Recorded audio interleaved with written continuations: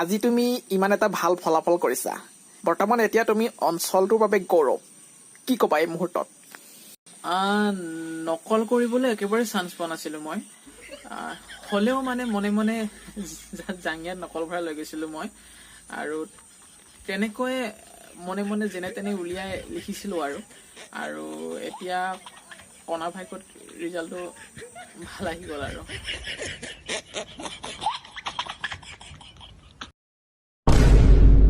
মক্কা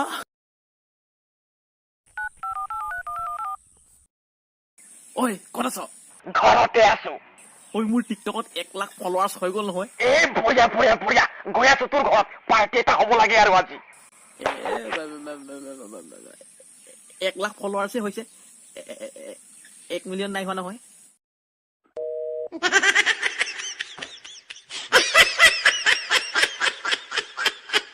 মনোজ ভাই আজিকালি তোৰ চুলিখিনি কেলে ইমান চপৌ পৌ হৈ থাকে চেলুনেই বন্ধ মকেল দুখৰ মিউজিক নিমিলে ইয়াত হাঁহি থকা মিউজিকহে মিলিব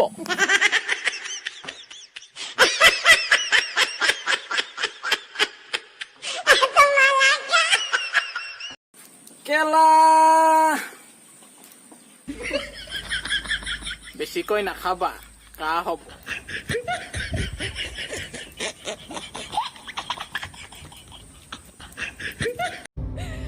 আহিব মানুহে আমাৰ ওপৰত বিভিন্ন প্ৰশ্ন কৰিব সমাজে সাহস আছে তোমাৰ অধীৰ সমাজৰ মুখামুখি হ'বলৈ কিহৰ সাহসডাল লাগে তোমাক তোৰ মতা আছিলে মোৰো মাইকী আছিলে চবেই জানে হিচাপ বৰাবৰ